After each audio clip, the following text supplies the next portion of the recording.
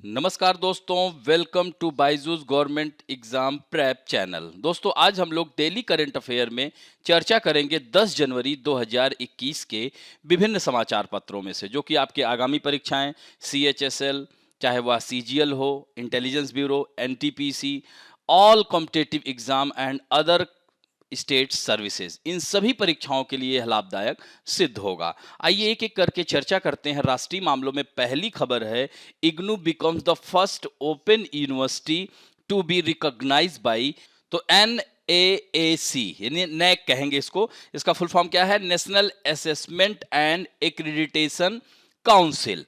इसका मतलब क्या हुआ? राष्ट्रीय मूल्यांकन एवं प्रत्यायन परिषद।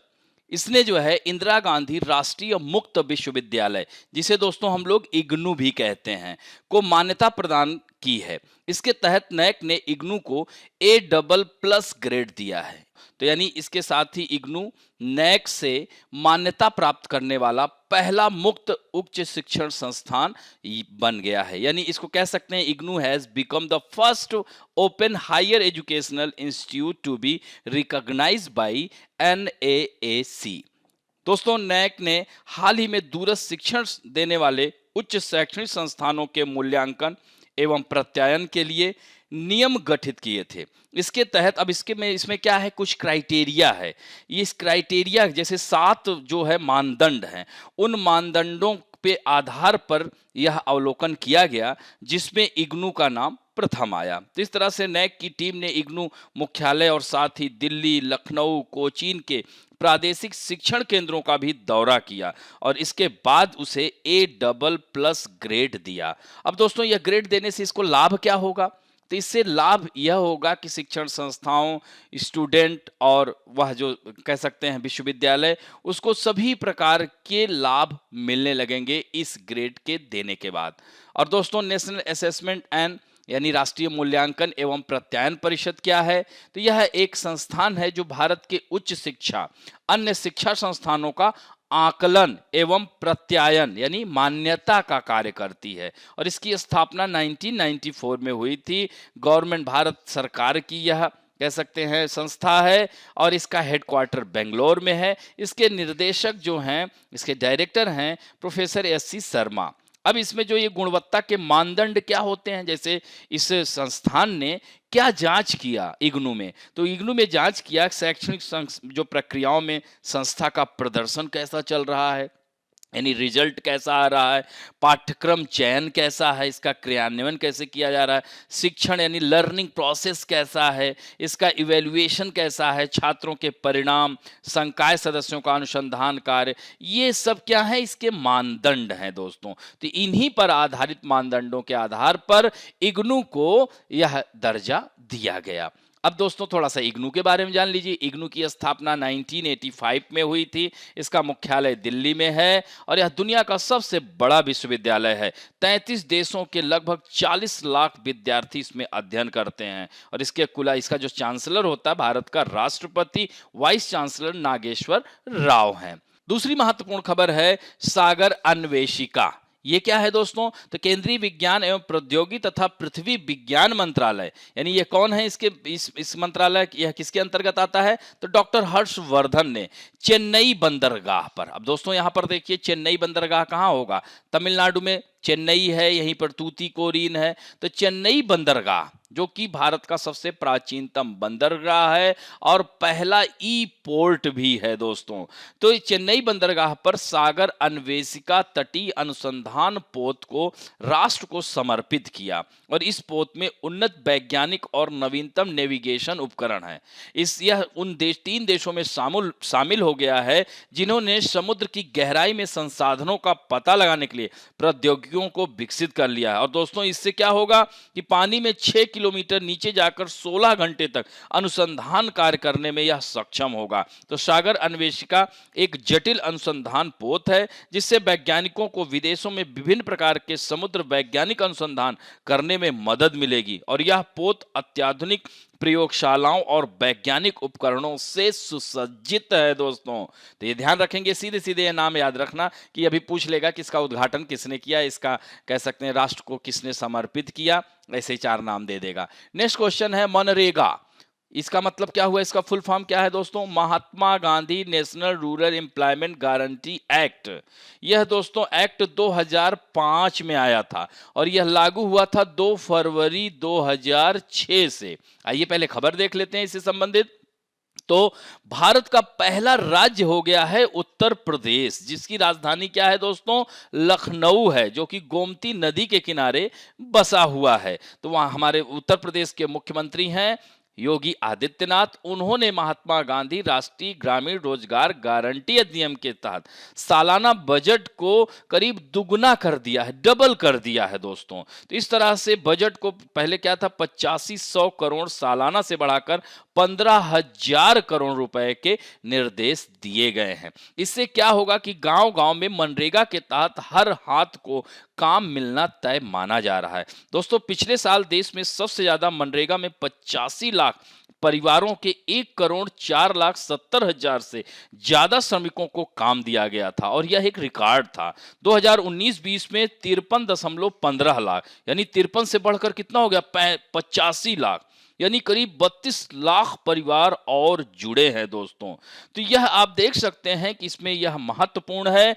और इससे क्या, जैसे कि आप देखे होंगे कोरोना नामक इस विभीषिका में, इस बीमारी के तहत, इस महामारी के तहत प्रवासी भारतीय जब अपने राज्यों में वापस आए तो उत्तर प्रदेश सरकार ने उनके लिए रोजगार मुहैया कराया। यही कारण है कि यह बढ़ करके 85 लाख परिवार में गया। तो दोस्तों ये ध्यान रखेंगे। और मनरेगा में 100 दिन काम करने वालों में 20 लाख से अधिक श्रमिकों को नए साल में श्रम विभाग में पंजीकरण कराने वाला देश का पहला राज्य भी यह बनने वाला है। मार्च तक कंप्लीट हो जाएगा दोस्तों।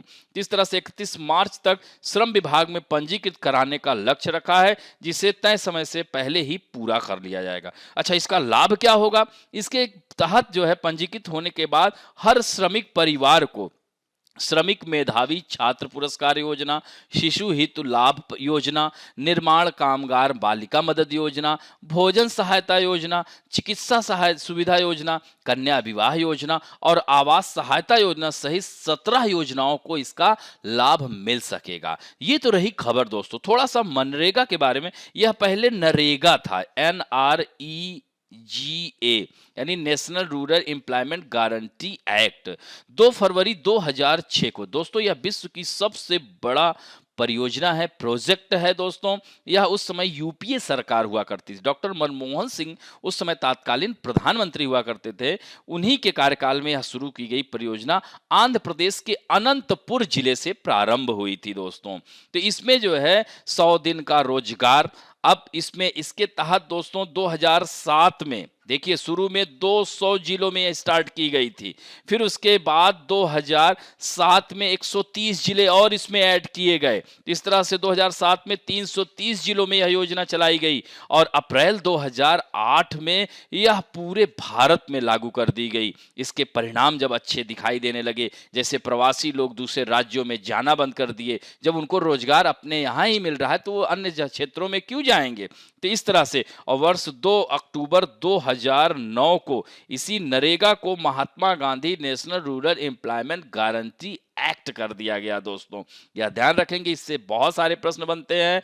और साथ साथ याद रखिएगा कि इसमें 33% आरक्षण है, 1/3 महिलाओं को आरक्षण है। इसमें जो कार्ड भी बनता है, जो पंजीकरण होता है, तो उसमें मुखिया का नाम महिला के नाम पर ही होता है दोस्तों। इससे महिला सशक्तिकरण को बढ़ावा मिल रहा है। यह बहुत ही महत्वाकांक्षी सरकार की परियोजना है। वर्ल्ड बैंक ने इस योजना को सराहा है।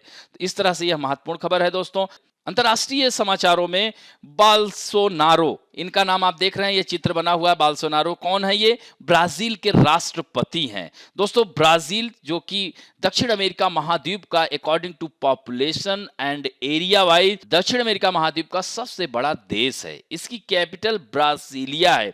विश्व का एकमात्र ऐसा देश है दोस्तों कि यह विषुवत रेखा और मकर रेखा दोनों गुजरती हैं, 23.5 साउथ। और इसकी कैपिटल बताया क्या? ब्रासीलिया है। तो उन्होंने हमारे देश के प्रधानमंत्री नरेंद्र मोदी को पत्र लिखा है वैक्सीन के लिए। तो यह जो है कोरोना से बहुत ज्यादा प्रभावित रहा है, दक्षिण अमेरिका महाद्वीप का सबसे अधिक प्रभावित होने वाला देश है। तो इसी चिंता को देखते हुए, वैक्सीन में देरी को देखते हुए भारत के प्रधानमंत्री को पत्र लिखा है और उन्होंने कहा है कि 20 लाख डोज उपलब्ध कराने का आग्रह किया है। तो ये तो रही खबर दोस्तों। यहीं पर आप देख सकते हैं कि भारत से भी संबंधित ध्यान रखना, भारत में 16 जनवरी को कोरोना का टीकाकरण शुरू कर दिया जाएगा और इसकी जानकारी खुद हमारे देश के प्रधानमंत्री ने दी है। शुरू में कोरोना का टीकाकरण स्वास्थ्य कर्मियों, फ्रंट लाइन वर्करों को दिया जाएगा, जो सरकार की तरफ से पूरी तरह से मुफ्त होगा। अब दोस्तों यहीं पर ब्राजील थोड़ा सा देख लीजिए मानचित्र में, इसकी कैपिटल ब्रासिलिया है, इसके राष्ट्रपति जायर बोल्सोनारो हैं और यहाँ की करेंसी है ब्राजीलियन रियाल। ध्यान रखेंगे दोस्तों। और ये देख रहे हैं ना, ब्राजील अटलांटिक महासागर को स्पर्श कर रहा है, साथ साथ उरुग्वे को भी छूता है, अर्जेंटीना को भी स्पर्श करता है, पराग्वे भी करता है, बोलीविया को भी करता है, पेरू को भी करता है, कोलंबिया को भी करता है, वेनेजुएला, गुयाना और सूरीनाम, तथा साथ साथ यहां पर देख रहे हैं ना जॉर्ज टाउन, ये हो गया गुयाना, जॉर्ज टाउन, हाँ ठीक है, फ्रेंच गुयाना को भी यह स्पर्श करता है दोस्तों। तो इसकी राजधानी है काइने, सूरीनाम की राजधानी है पारमारिबो, जॉर्ज टाउन है गुयाना की कैपिटल, वेनेजुएला की राजधानी है कराकस, कोलंबिया की बोगोटो, पेरू की लीमा है, बोलिविया की लापाज है, पराग्वे की असुंसियन है, अर्जेंटीना की ब्यूनस आयर्स है और उरुग्वे की मॉन्टेवीडियो है और इसकी राजधानी दोस्तों ब्रासिलिया है। याद रखेंगे। और यह विश्व का सबसे बड़ा गन्ना उत्पादक देश है, विश्व का सबसे बड़ा कॉफी उत्पादक देश है, ये भी ध्यान रखेंगे। यहाँ के घास के मैदान को कैंपोस भी कहा जाता है दोस्तों। तो इस तरह से इसके बारे में पहले भी चर्चा कर चुका हूं। आगे बढ़ते हैं। Indonesian plane crashed. दोस्तों इंडोनेशिया की राजधानी जकार्ता से उड़ान भरने के बाद श्री विजया एयर का विमान समुद्र में क्रैश हो गया। इस विमान में 62 यात्री सवार थे और विमान की खोज के लिए बचाव अभियान शुरू किया गया, जिसमें सारे मृत पाए गए। फ्लाइट संख्या SJ-181 का संपर्क टूट गया। दोस्तों यात्रियों को ले जा रहा बोइंग 737-500 विमान करीब 27 साल पुराना था। यह 2018 में जकार्ता में एक और घटना हुई थी। क्रैश हुए लाइन एयर जो बोइंग था 737 मैक्स से भी काफी पुराना है, उसमें भी दोस्तों 189 लोगों की मृत्यु हुई थी। तो यह इंडोनेशिया से आ रही बुरी खबर है। और इंडोनेशिया दोस्तों इसकी राजधानी जकार्ता है। अब कालीमंटन द्वीप पे पलंकारेया को भी घोषणा की गई है, लेकिन अभी वर्तमान में जकार्ता ही है, ध्यान रखिएगा। देख रहे हैं ना, ये छोटे छोटे देश हैं, इसे द्वीपीय देश कहा था, द्वीपों का देश कहा जाता है। 13,977 से अधिक द्वीपों से निर्मित यह देश है। विश्व का सबसे बड़ा मुस्लिम आबादी वाला देश है। यह भारत से ग्रेट चैनल से अलग होता है, ये ध्यान रखिएगा दोस्तों। और यहाँ के राष्ट्रपति हैं जोको विडोडो और यहाँ की जो करेंसी है इंडोनेशियन रुपया, ध्यान रखेंगे रुपया। और यह जो है इंडोनेशिया सबसे बड़ा मुस्लिम आबादी वाला। और यहाँ के जो द्वीप हैं, यहाँ पर आप देख सकते हैं सुमात्रा, जावा, सुमात्रा, कालीमंटन, सेलिबी, सुराबाया, बाली, हाँ ये बोर्नियो, ये सारे द्वीप इसी के हैं। इरियन यहाँ तक है, जाया तक। और यहीं पर ग्रेट चैनल आगे बढ़ेगा सुमात्रा और ग्रेट निकोबार को। यहीं पर आप देखोगे मलक्का जल संधि भी है, सुंडा जल संधि है, जावा और सुमात्रा को अलग करती है। इस तरह से ध्यान रखेंगे। और विश्व की सबसे बड़ी काल्डेरा झील, ज्वालामुखी क्रिया से निर्मित झील टोगा लेक यही इंडोनेशिया में ही स्थित है। अब बढ़ते हैं विभिन्न अंतर्राष्ट्रीय व्यक्तित्व में। आज एक ही व्यक्तित्व को लिया है दोस्तों। माधव सिंह सोलंकी का निधन हो गया है, 94 वर्षीय थे। यह गुजरात के 4 बार मुख्यमंत्री रह चुके हैं दोस्तों, पूर्व विदेश मंत्री भी रहे हैं। सोलंकी गुजरात में KHAM थ्योरी के जनक माने जाते थे। KHAM का मतलब है क्षत्रिय, हरिजन, आदिवासी, मुस्लिम। इसी जातिगत समीकरण के दम पर उन्हें राज्य में सत्ता हासिल की थी। तो यह बहुत ही चर्चित नाम थे। हमारे देश के प्रधानमंत्री ने भी शोक जताया है। अब बढ़ते हैं दोस्तों पुस्तकें और पुरस्कारों में। Media foundation invites nomination for चमेली देवी जैन अवार्ड। अब दोस्तों देखिए, ये अवार्ड का नाम ही दे देगा कि किस क्षेत्र में दिया जाता है। तो मीडिया फाउंडेशन ने चमेली देवी जैन पुरस्कार के 2020 संस्करण के लिए नामांकन को आमंत्रित किया है। यह पुरस्कार किस क्षेत्र में? पत्रकारिता, जर्नलिज्म के क्षेत्र में यह दिया जाता है और यह प्रति वर्ष एक महिला पत्रकार को दिया जाता है। इस संस्था ने पहली बार 1981 में ही घोषणा हुई थी, 82 में यह पुरस्कार प्रदान किया था और भारतीय पत्रकारिताओं के सबसे प्रसिद्ध और सम्मानित नाम है यह चमेली देवी जैन पुरस्कार। दोस्तों, इसका नामांकन अंग्रेजी, हिंदी या किसी अन्य भारतीय भाषा में भेजे जा सकते हैं। प्रिंट, डिजिटल, ब्रॉडकास्ट, समसामयिकी पर आधारित वित्तचित्र फिल्म, मीडिया के पत्रकार इस पुरस्कार के लिए नामांकन भेज सकते हैं, जिनमें फोटोग्राफर, कार्टूनिस्ट, अखबार के डिजाइनर भी शामिल होंगे और इसकी जो ये 30 जनवरी तक इसे भेजा जा सकता है और इसे मार्च में दिया जाएगा। तो दोस्तों, चमेली देवी जैन पुरस्कार एक वार्षिक पुरस्कार है। मैंने क्या कहा, 81 से ही यह दिया जा रहा है। घोषणा हुई थी, 82 में दिया जाता है, तो दिया गया था। तो यह एक चमेली देवी जैन एक महान स्वतंत्रता सेनानी और सामुदायिक सुधारक थी, तो उन्हीं के नाम पर यह पत्रकारिता का पुरस्कार दिया जाता है। इस 2019 का जो मिला था द वायर की पत्रकार अरफा खानम शेरवानी और रोहिणी मोहन नामक एक स्वतंत्र पत्रकार को वर्ष 2019 के लिए चुना गया था। अरफा को कश्मीर और उत्तर प्रदेश से रिपोर्टिंग के लिए, जबकि रोहिणी को असम में एनआरसी पर अपनी खोजी कवरेज के लिए सम्मानित किया गया था। वर्ष 2018 का पुरस्कार बीबीसी की संवाददाता प्रियंका दुबे को प्रदान किया। दोस्तों, कभी कभी क्या होता है, आप लोगों के एसएससी वगैरह में पुराना पूछ लेता है, इसलिए हमने यहाँ तीनों कवर कर दिया। और मीडिया फाउंडेशन के अध्यक्ष वर्तमान में हरीश खरे हैं, ये भी ध्यान रखेंगे। अब बढ़ते हैं, Indian students included in the winner of NASA app making competition.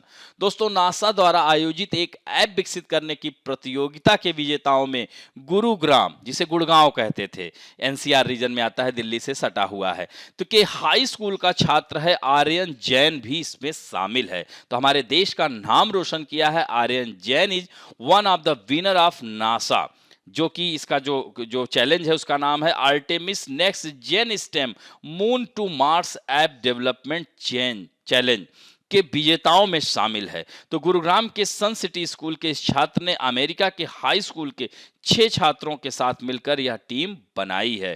तो इस तरह से इसको विकसित किया, जिसमें इसका नाम भी है। नासा के बारे में थोड़ा सा जान लीजिए। नासा यह जो है, इसका हेडक्वार्टर वाशिंगटन डीसी में है, यूनाइटेड स्टेट के, जो कि पोटोमैक नदी के किनारे बसा है। इसकी स्थापना आइजनहावर ने किया था और यह कब किया गया था, 1 अक्टूबर 1958 को यूनाइटेड स्टेट में। और इसके जो प्रशासक हैं जिम ब्रेडेनस्टाइन हैं, ये ध्यान रखेंगे दोस्तों।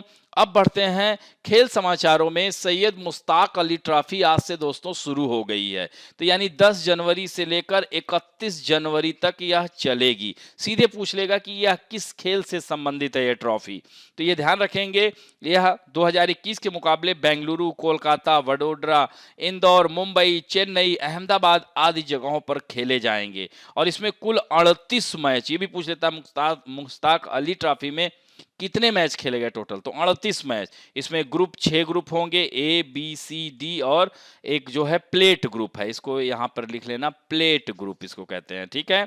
और यह रोज जो है दोपहर 12 बजे से शुरू होगा, ध्यान रखेंगे, दोपहर 12 बजे से। तो यह महत्वपूर्ण है। अब बढ़ते हैं महत्वपूर्ण दिवस में दोस्तों। तो वर्ल्ड हिंदी दिवस आज 10 जनवरी को मनाया जा रहा है। दुनिया भर में हिंदी के चाहने वालों के लिए 10 जनवरी का दिन बेहद खास होता है, क्योंकि इस दिन विश्व हिंदी दिवस मनाया जाता है। और दोस्तों, इसकी शुरुआत वर्ष 2006 में उस समय तत्कालीन प्रधानमंत्री डॉक्टर मनमोहन सिंह ने इसे शुरू किया था, विश्व हिंदी दिवस। और दोस्तों, भारत में जो है राष्ट्रीय हिंदी दिवस कब मनाया जाता है, 14 सितंबर को मनाया जाता है, ये ध्यान रखेंगे। अब बढ़ते हैं, इसी में थोड़ा पॉइंट ध्यान रखना, दुनिया भर के हिंदी के प्रचार प्रसार के लिए पहला विश्व हिंदी सम्मेलन 10 जनवरी 1975 को महाराष्ट्र के नागपुर में हुआ था, सम्मेलन हुआ था, याद रखना, दिवस नहीं। उसी के उस पर 2006 से 10 जनवरी को विश्व हिंदी दिवस मनाया जाने लगा। इस सम्मेलन में 30 देशों के 122 प्रतिनिधि शामिल हुए थे। नार्वे देख रहे हैं ना, यह ऊपर कंट्री है, यह जो है आर्कटिक रीजन में स्थित देश है, यूरोपियन देश है, जिसकी राजधानी ओस्लो है। तो विश्व हिंदी दिवस भारतीय दूतावास ने मनाया था। इसी तरह से विश्व हिंदी दिवस के अलावा हर साल 14 सितंबर को हम लोग हिंदी दिवस मनाते हैं। 14 सितंबर 1949 को संविधान सभा ने हिंदी को राजभाषा का दर्जा दिया था, तभी से हम लोग इसको हिंदी दिवस के रूप में मनाते हैं। वर्तमान में विश्व के सैकड़ों कह सकते हैं विश्वविद्यालयों में, यहाँ पर इसको देखना, यूनिवर्सिटीज़ में यह हिंदी पढ़ाई जाती है। पूरी दुनिया में करोड़ों लोग हिंदी बोलते हैं। यही नहीं, दुनिया भर के सबसे ज़्यादा बोली जाने वाली 5 भाषाओं, अभी यह तीसरे स्थान पर है दोस्तों, ये ध्यान रखना। तो इस तरह से दक्षिण प्रशांत महासागर के मेलानेशिया में फिजी देश सुना होगा दोस्तों, वहाँ फिजियन हिंदी चलती है। इसकी राजधानी सुआ है। तो आधिकारिक भाषा का दर्जा दिया गया है फिजियन हिंदी या हिंदुस्तानी, फिजियन हिंदुस्तानी इसको कहते हैं। इसमें अवधी जो उत्तर प्रदेश में बोली जाती है, भोजपुरी और अन्य बोलियों का मिला जुला रूप है। पाकिस्तान, नेपाल, बांग्लादेश, संयुक्त अरब अमीरात, Uganda, America, Britain, Germany, New Zealand, Guyana, Suriname, Trinidad Tobago, south Africa, Mauritius सहित कई देशों में हिंदी बोली जाती है। तो इस तरह से यह बढ़ता जा रहा है हिंदी का महत्व। और विश्व की शक्ति यानी विश्व आर्थिक मंच यानी वर्ल्ड इकोनॉमिक फोरम ने कहा है कि विश्व की 10 शक्तिशाली लैंग्वेजों में से यह एक है। और 2017 में ऑक्सफोर्ड डिक्शनरी में पहली बार इन शब्द यानी अच्छा, बड़ा दिन, बच्चा, सूर्य नमस्कार जैसे शब्दों को इसमें शामिल किया गया था दोस्तों। तो देख रहे हैं ना कि हमारी हिंदी कितनी महत्वपूर्ण हो रही है भाषा। अब बढ़ते हैं दोस्तों, let us talk about some important fact में। आज हम लोग वन लाइनर ही चर्चा करेंगे, ये भी आपकी परीक्षाओं में अक्सर आ जाता है, इसको याद करिएगा। आज हम प्रमुख भारत के क्रिकेट स्टेडियम की चर्चा करेंगे। जैसे ग्रीन पार्क स्टेडियम दोस्तों कहाँ है? कानपुर में है। Bharat Ratna Atal Bihari Vajpayee international cricket stadium, इसे पहले इकाना स्टेडियम कहा जाता था। अब जो है भारत रत्न अटल बिहारी, चूंकि अटल बिहारी वाजपेयी जी लखनऊ से सांसद हुआ करते थे, वहां काफी चर्चित, वहां के लोग बहुत उन्हें प्यार देते थे। यही कारण है कि उनके नाम पर इस स्टेडियम का नाम रखा गया। ईडन गार्डन दोस्तों कलकत्ता में है। और जो है ध्यान रखना, ब्रेबोर्न स्टेडियम और वानखेड़े स्टेडियम ये भी मुंबई में है, ध्यान रखना।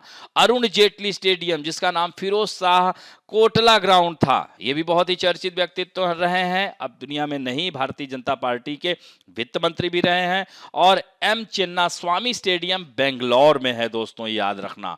और इसी तरह से बाराबती स्टेडियम कटक में है, यहाँ फुटबॉल भी खेला जाता है। सरदार वल्लभ भाई पटेल स्टेडियम, इसे मोटेरा स्टेडियम भी कहते हैं, अहमदाबाद में है दोस्तों। इसी तरह से Punjab cricket association IS Bindra stadium, जिसे मोहाली स्टेडियम कहते हैं दोस्तों, चंडीगढ़ के समीप मोहाली में स्थित है। और अगला है सवाई मानसिंह स्टेडियम, जयपुर में है। कीनन स्टेडियम जमशेदपुर में है, झारखंड के। और चिदम्बरम स्टेडियम चेन्नई में है। तो यह है ये महत्वपूर्ण स्टेडियम, कभी कभी ये भी आ जाते हैं, तो इन्हें ध्यान रखना दोस्तों। अब बढ़ते हैं आप लोगों के सेक्शन प्रैक्टिस अभ्यास में। दोस्तों आज आप लोगों ने काफी अच्छा उत्तर दिया है। कुछ लोगों ने एक आध छोटी मोटी गलतियां की हैं, जैसे प्रवासी भारतीय दिवस 2005 बोल दिए हैं। तो दोस्तों 2003 में शुरू हुआ था, ध्यान रखना, पहला प्रवासी भारतीय दिवस। और दोस्तों किसी ने राजस्थान कर दिया था। दूसरा प्रश्न, जो वैन चलाई गई है संजीवनी वैन, तो वो कर्नाटक में बीएस येदुरप्पा बताया था, दूसरी खबर थी।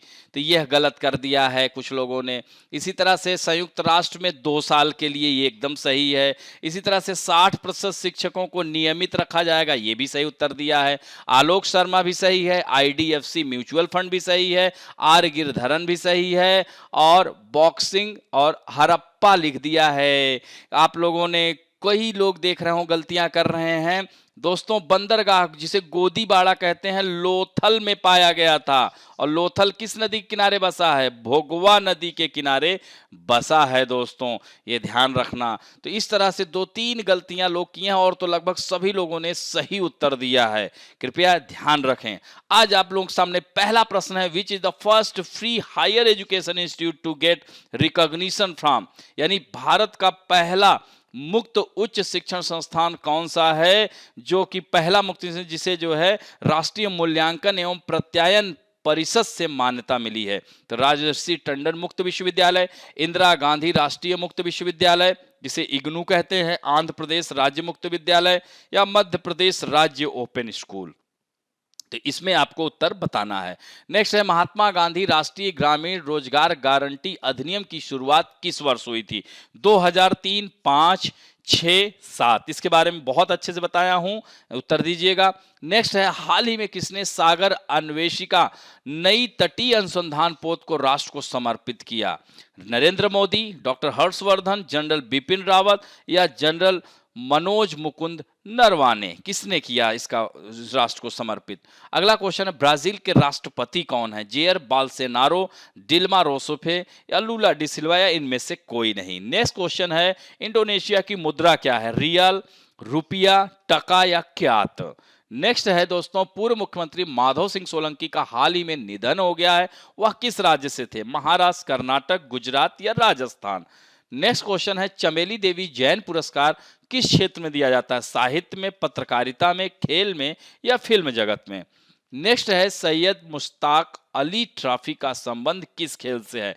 टेनिस, हॉकी, क्रिकेट या फुटबॉल? नेक्स्ट है विश्व हिंदी दिवस कब मनाया जाता है? 7 जनवरी, 8 जनवरी, 9 जनवरी या 10 जनवरी को? और अंतिम प्रश्न है कीनन स्टेडियम कहां अवस्थित है? जमशेदपुर में, मुंबई में, जयपुर में या लखनऊ में? तो इस तरह से इन 10 प्रश्न के उत्तर आप लोग ज्यादा से ज्यादा लोग दीजिएगा।